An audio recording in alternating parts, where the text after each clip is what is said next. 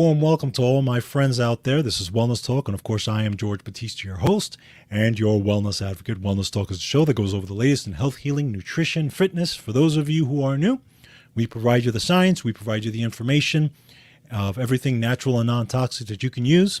What you do with it is up to you. Hope you guys are doing great. We've got a lot of great information for you today, so stay tuned. Like first, from the University of Cordoba, selenium reduces mixtures of environmental pollutants, harmful effects on health. So they did a study on mice, and what they did was they studied a mixture of pollutants and how it would affect the liver of the mice. And then they gave the mice selenium, and they wanted to see how selenium would affect this mixture of pollutants. And this is very interesting because pollutants are generally studied like one at a time and how they affect your health, but they wanted to study a kind of a cocktail of pollutants and how they would affect the mice, and then how selenium would affect that entire cocktail. So we'll go over that. Then, from University of Granada, 8,000 steps a day to reduce the risk of premature death. So we've all heard the 10,000 steps a day and those types of things, right? A lot of people use their pedometers and they make sure they get to their 10,000 steps. But where did that originate from? And is that valid? What's the science behind it? We're going to talk about that and why you may not have to get to 10,000, where you can actually get to 7,000 or 8,000 because there's now science behind it. So we're going to talk about that. Then from there, can you take multivitamins with antibiotics? This is a question I've gotten many times over the years in working with clients as a consultant, these types of things. This is from Vibrant Health. So we're going to answer that question. What are the things to look for if you are on antibiotics for something acute, for example? And can you take your multivitamins with it? And what are the things to watch out for? So we'll go over that. We'll answer that question for you. Then from Wellness Resources, the hidden impact, meds that deplete vitamin D and how it affects your health. Obviously, we've talked about vitamin D many, many times on this show. You guys know how I love vitamin D, but now it's not just a question of vitamin D deficiency because you're not taking it, or vitamin D depletion, right, from stress. Now we're going to talk about actual medications that also can cause a depletion in your vitamin D status, how to reduce that, what to do about it. We're going to dive into all that. So a lot of information to go over today, and I hope you guys are going to be taking notes because we're going to go over a lot today. Of course, go to georgebatista.com. Check out all the articles that we go over. Make sure you like, share, and subscribe. Share them with your friends and family. If you want to get these articles directly into your email box, all you got to do is sign up for the newsletter at the front of the website, and these articles will go every week directly into your email box. And I have an announcement.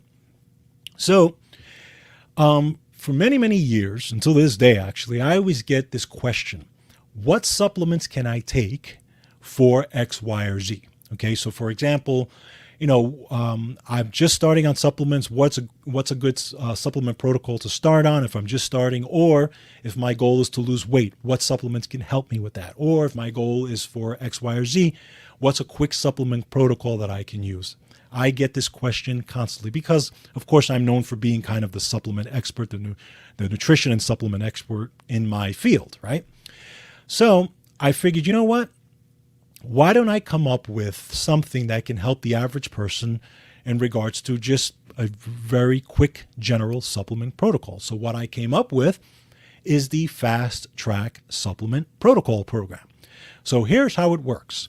So for those of you who are looking to, let's say, get started on a supplement protocol, or let's say, again, you're looking for supplements to help you support your health in whatever way possible, all you got to do is go to the website, georgebatista.com, and on the top link, you're going to see a Fast Track Protocol. You click on the link, it's going to bring you to a page that has questions. All you got to do is answer specific questions that are on there. So, for example, some of the questions that are going to be on there are you currently on supplements now? Are you on medications? What are you looking to do with this, with this protocol? What is your health goal, basically? Simple supplements or simple questions like that, okay? And then once you answer those questions, you submit the form. There's going to be a payment because obviously there's some time involved in this. So it's going to be a very low cost, quick payment. So it's going to take you to the payment site. You put in your payment information, you submit that, and that's going to go directly to us, directly to me. And that will get emailed to me. And basically I read the information.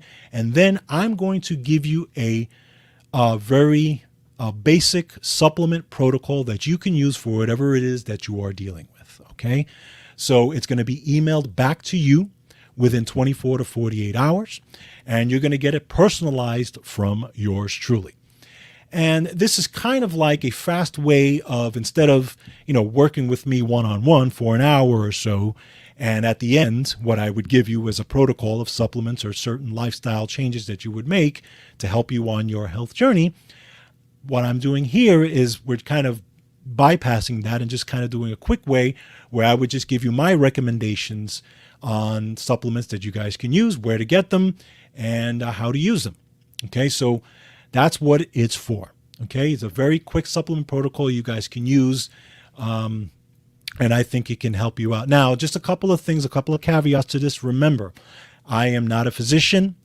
I am not giving you medical information. I cannot give you medical information, so I cannot override anything your doctor is doing. If you are on medications, number one, you need to disclose that, obviously. And number two, you need to talk to your doctor, obviously, if you are dealing with any kind of acute issue. That's number one. Also, remember, I am not diagnosing, I am not curing, I am not preventing anything. This is, again, a simple supplement protocol that can help you on your journey to help support whatever it is that you are doing. That's all this is, okay? So, again, this is a nice little program for you guys. I wanted to kind of put this together for those of you who just wanted some quick questions answered and don't want to go through an entire consultation with a nutritionist or a health coach or anything like that.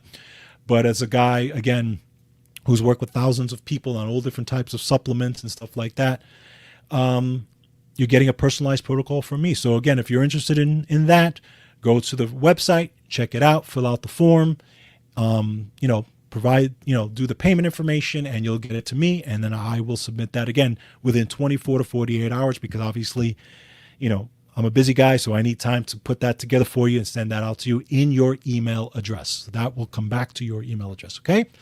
So just something to put together for you guys. Hope you, if you want to take advantage of that, feel free to do so. Hopefully that will help you guys out as far as your health journey. All right, guys, without further ado, by the way, I'm going to be talking about that ongoing. So, just stay tuned for that. And maybe I'll even expand that program as time goes along. All right, so let's get started on our articles for the week. First, from the University of Cordoba, this is Selenium reduces mixtures of environmental pollutants, harmful effects on health. Okay, so this was a study in mice conducted by the University of Cordoba, and it proves that exposure to contaminating mixtures of metals and drug residue increases damage to health, and evaluates the positive effects of a diet enriched in selenium to reduce this harm. So basically what it is again, they've studied a lot of these pollutants, right? Environment pollutants and all these types of toxins. They've studied them each and how they affect your health, whether it's a human, whether it's a mouse, those types of things. But they wanted to study kind of a mixture of pollutants and what happens even when faced with acceptable doses. Because you have to remember that there is such a thing as an acceptable dose of pollutants, right? The FDA says as long as it's below this level of toxicity, it's generally considered safe, right? Even if it's ingested or taken in by an organism, whatever it is. So they have a certain amount. So what they're saying here is that even if it's those acceptable doses, if the compounds interact with each other, how do they affect the health of the liver of the organism, and how selenium can help that? Okay, they'll help that mixture. So to understand the health effects of exposure, they wanted to know how the cocktail of contaminants would, work on, let's say, a mouse's metabolism.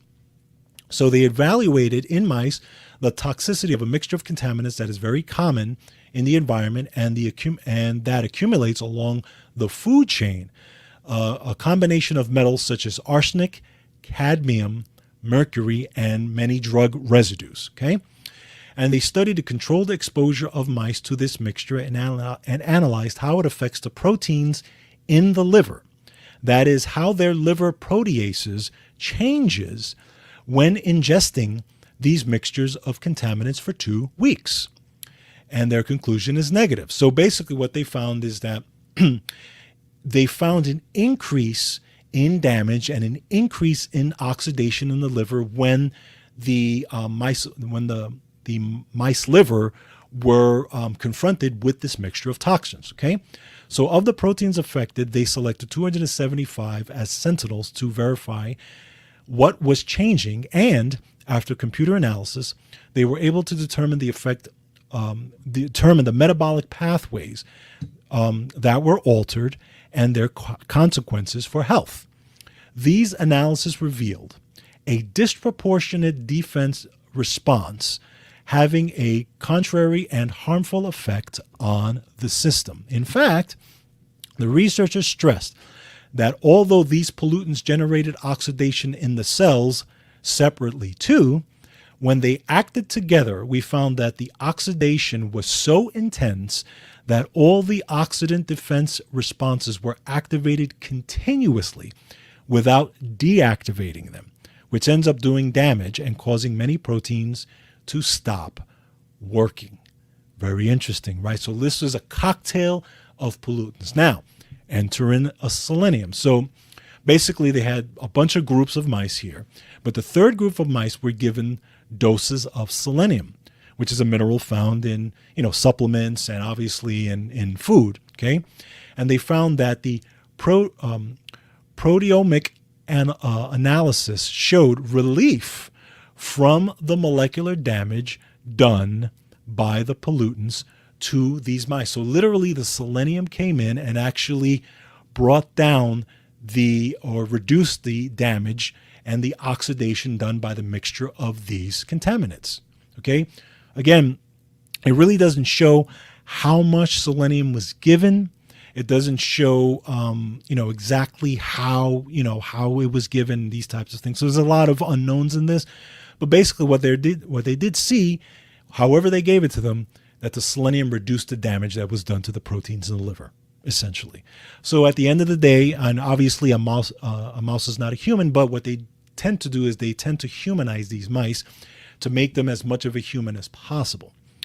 So at the end of the day, you want a diet rich in selenium. How do we get that? Obviously, you want to get that as much as possible in your diet. There's a lot of different forms of selenium, different foods that contain selenium, but also I suggest a multivitamin, multi-mineral supplement that contains selenium, and making sure you're getting enough. I suggest at least 200 micrograms a day.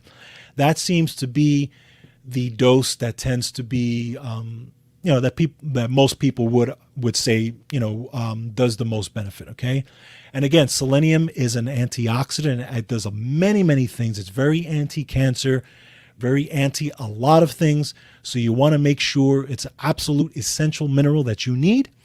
And we're showing it here then in the mouse model that it's helping with a mixture of toxins. We're all dealing with toxins every single day of our lives, physical, chemical, and emotional stress, toxins from whether it's, magnetic toxins, whether it's mold, whether it's all different types of things. Well, make sure you're getting enough selenium. That's the bottom line here, because it is going to help you in the reduction of these toxins. All right, next, 8,000 steps a day to reduce the risk of premature death. This is from the University of Grenada. So everybody always talks about the 10,000 steps, right? Everybody gets their pedometers, the folks who are walking, and they say, I got to get my 10,000 steps in. But where did that come from? What's the science behind it? Okay. So the idea that you should take 10,000 steps a day originated in Japan in the 1960s. But it really didn't have any type of scientific basis. Researchers now have shown that if we focus on the risk of dying from cardiovascular disease, and this is exactly what they studied here, most of the benefits are seen at around 7,000 steps. Very interesting. So this was an international study led by the University of Grenada, and has provided the first scientific proof for how many steps you need to take per day to significantly reduce the risk of premature death from cardiovascular disease. And basically what they're saying is 8,000 steps a day, which is equivalent to 6.4 kilometers a day of a person walking. Okay, so researchers have also shown that the pace at which we walk has additional benefits, and that it is better to walk fast than slow. With regard to the risk of dying from cardiovascular disease, most of the benefits are seen at around 7,000 steps. So they're basically saying anywhere between 7,000 to 9,000 is kind of the sweet spot here.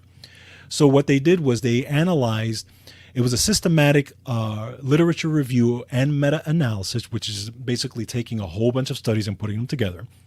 And it was data from 12 international studies involving more than 110,000 participants. And in this study, they show that measurable benefits can be obtained with small increases in the number of steps per day. And that for people with low levels of physical activity, every additional 500 steps improves their health. This is good news, okay? Because not everyone can walk 8,000 to 10,000 steps a day, right? So at least not at first anyway, okay? So if you can set a small amount of reachable goals, even just an extra 500 a day, they're actually seeing benefits in that.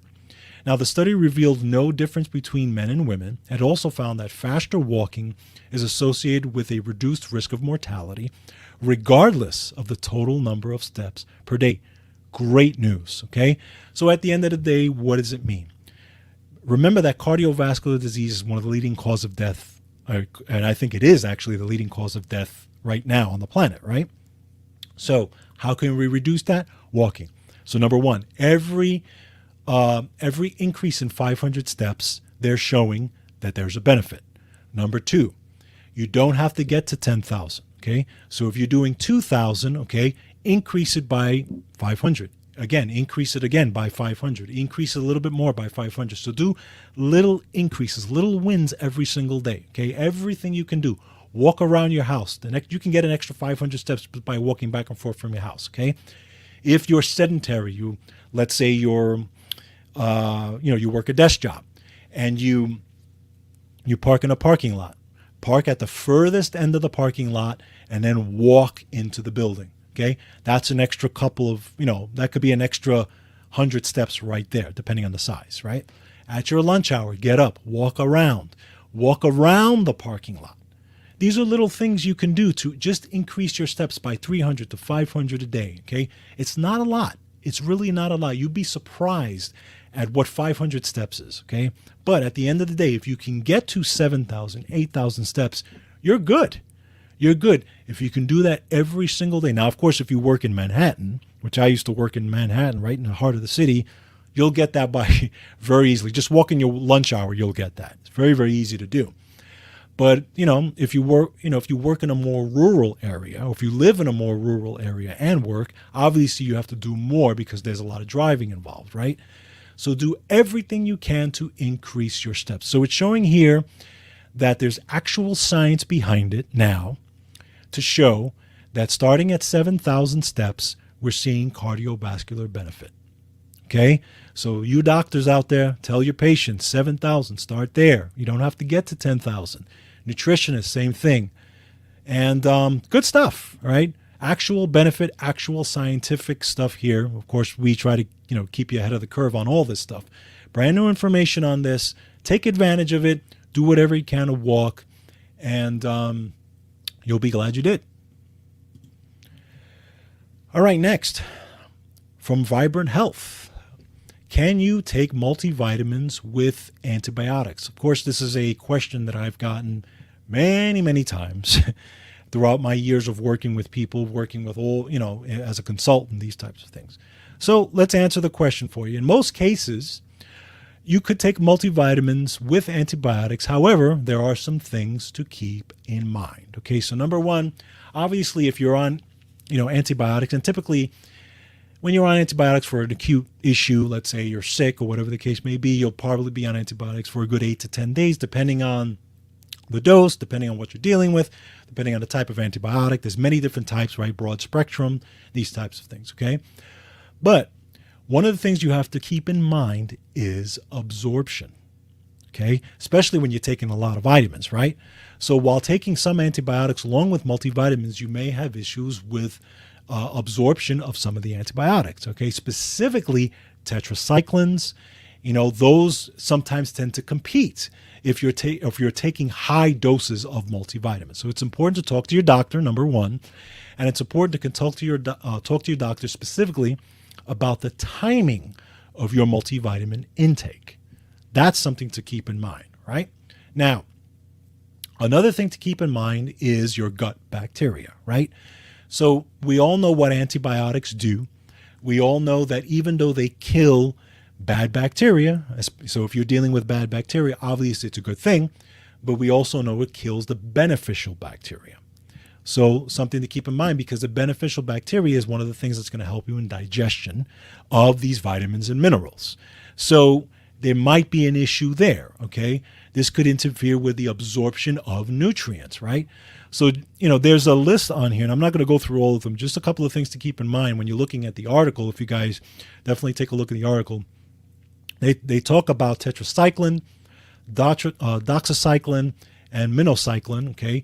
These can interact with magnesium, calcium, zinc, iron, and B vitamins. So they suggest taking your B vitamins at a different time versus when you take your antibiotic. That's good, good information here, okay? Again, amoxicillin. So when we're looking at the penicillins, right?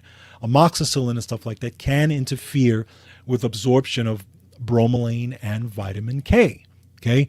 Also the cephalosporins, okay?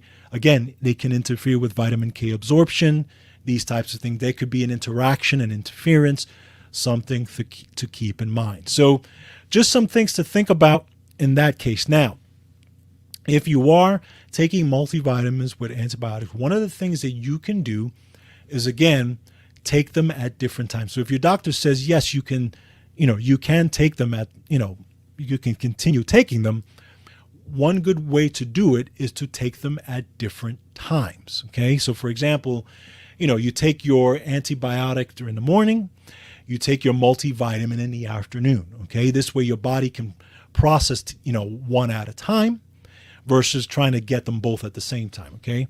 So, and this is also obviously, you want to make sure that the antibiotic is doing whatever it can to fight whatever it is that you're dealing with, whatever illness that you're dealing with, okay?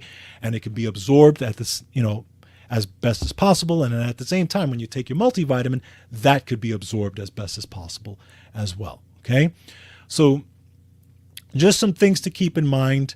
Also another thing to keep in mind is obviously you want to take probiotics with your antibiotics if at all possible. So things like yogurt, kefir, sauerkraut, kimchi, tempeh, miso, kombucha, pickles, all these types of things, all these foods have beneficial bacteria, plus obviously taking probiotics in general have beneficial bacteria. So eat those things to make sure that you're recolonizing your beneficial bacteria.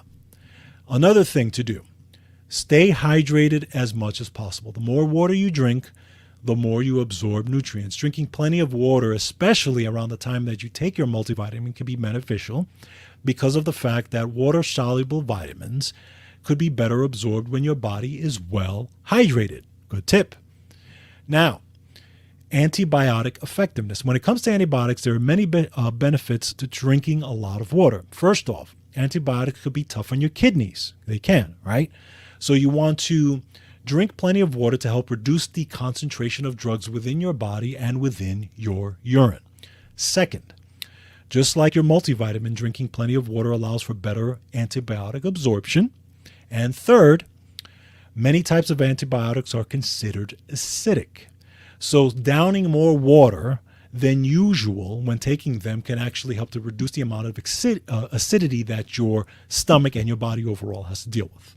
Okay, so just some tips on hydration when you're taking your multivitamins and your antibiotics. So at the end of the day, I would suggest if your doctor gives you the okay, take them at separate times, right?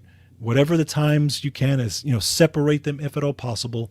stay hydrated, and then obviously take as much probiotic foods and or probiotics as you can to try to do that. Now, if your doctor does not give you the clearance to take a multivitamin with your antibiotics, that's fine. Okay. Then, do your 8 to 10 days of antibiotics. And then once you're done with it, you're feeling good, you're feeling better, get back on your multivitamin, right? Nothing's going to happen to you if you don't take your multivitamins at those times, but you do want to replenish. You want to get your nutrients back in. So take them afterwards. So again, you have to work with your doctor, work with your body, how best to do that, okay? But you're doing this in a responsible way. That's the end. At the end of the day, this is what you want to do. You want to do it as responsibly as possible. Number one, to get better, obviously. And number two, to make sure you don't destroy your gut and just to keep yourself in balance, keep your body in homeostasis, get your body back in balance. That's, at the end of the day, this is what you want to do, okay? So just some things to keep in mind on the antibiotic multivitamin end. All right. And lastly, from Wellness Resources, the hidden impact medications that deplete vitamin D and how it affects your health. So at the end of the day, we know vitamin D is essential. You need to be on vitamin D. I always say you need to be on vitamin D through the winter. I'm on vitamin D every single day, and I hope you guys are too. But you have to remember that vitamin D deficiency is a big deal, and vitamin D depletion can be a big deal. Okay, so I always suggest an optimal level is anywhere from 50 to 80 nanograms per milliliter. That is, get your vitamin D tested. Of course, that's the first thing you want to do to see where your levels. So if you get your wellness check, especially if you do it at the beginning of the winter, then, make sure you're getting a vitamin D panel to show where your vitamin D status is. If it's below 50, you want to get it up to 50 or more. 50 to 80, again, is a sweet spot in my opinion. And hopefully your doctor agrees. Now, remember that vitamin D activation and tissue levels are affected by age, skin tone, use of sunscreen. This is when you're outside, outdoor exposure, diet, adequate magnesium, vitamin K, glutathione status. All these things can affect your vitamin D. Okay, now again, this is when you're outside. Now, if you're taking it as a supplement indoors, especially if you live in the Northeast, keep in mind there's still things that can affect vitamin D absorption, right? You want to make sure you're taking it with enough nutrients as well. Obviously, vitamin D, calcium work together, vitamin K, magnesium, all these things work together. Now, there was a 2012 analysis, as we're going back now, randomized controlled trial that showed that individuals on any medication had a lower vitamin D status. Individuals chronically using multiple medications are at great risk for vitamin D insufficiency and its complications. Numerous drugs affect vitamin D metabolism, which creates other negative effects with bone loss, softening of bones, and other health conditions. This warrants the need to be proactive, aware, and increase your vitamin D intake. So we'll run through really quick just the medications that have known to deplete your vitamin D. So they are.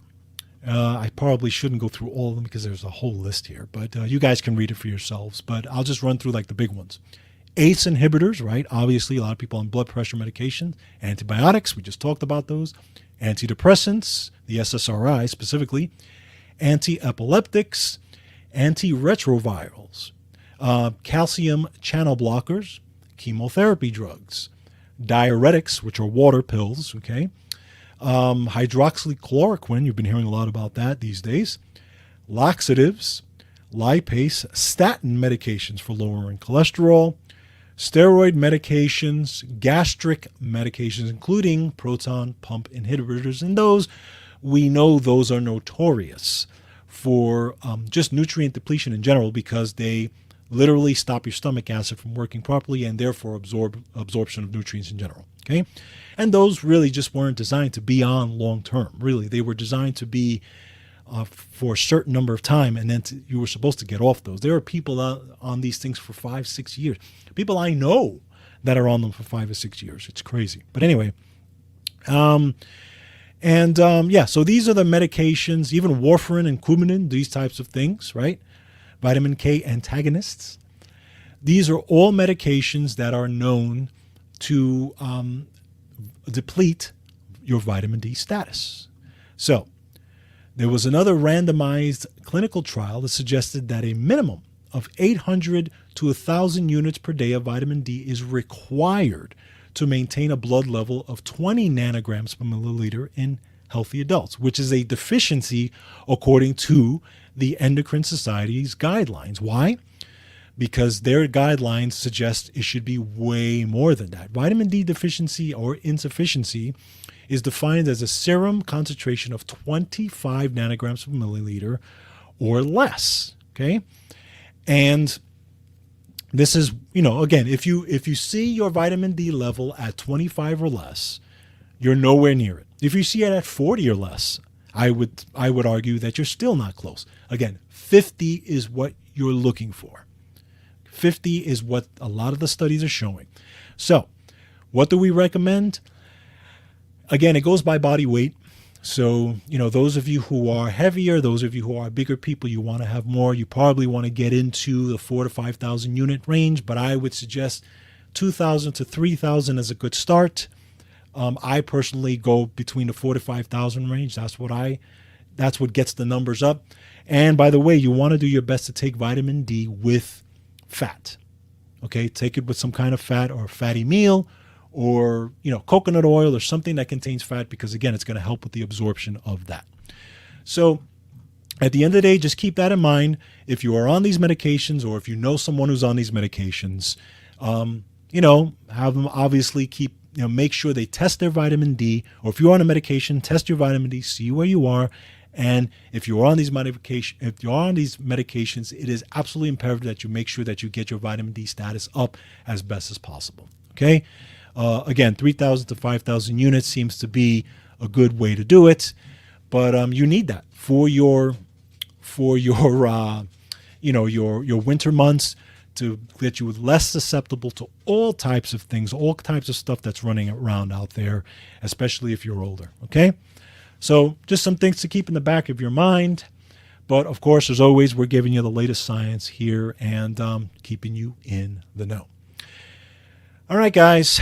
So that's it for this week. Hope you guys got a lot of good stuff out of this. Of course, we bring you the latest every single day. Make sure, again, you go to georgebatista.com to check out everything that we go over. And again, if you guys are interested in the Fast Track Protocol, supplement protocol from yours truly, go to the front of the website, click on Fast Track Protocol, and just enter in the information. And by the way, if you're doing that, keep detailed information. Put as much detail as possible. The more detail I have, the easier it is for me to recommend supplements to help support your health, right? Again, it's not rocket science, but just make sure you are honestly filling out. And this is what I used to tell people when I was working with them in general. If I was doing a consultation with somebody or whatever, you need to be as detailed as possible.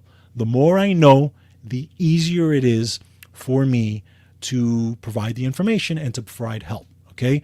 And there may be times that, I would say, listen, you've got to work with your doctor on this. I can recommend this, but if you're on these medications, just like we talked about today, right? For example, antibiotics and multivitamins, right? If you're on these things, talk to your doctor. See if this makes sense for your doctor. Again, we want to do this responsibly. Anything I'm doing, if I'm working with you, whether it's a fast track or if I was working with somebody just on a consultation, we got to do it responsibly. I'm not out there to hurt anybody. I'm not out there to, mess up anybody's metabolism. I'm not out there to say, hey, just because I did things a certain way, you don't have to do them the way I did it, right? It's got to be responsible. So just keep that in mind when you're entering information and you want to get a protocol. Keep those things in mind. All right, guys. Hope you guys have a great week. Make sure you take care of yourselves. Make sure you take care of each other. And as always, control your health. Have a great week.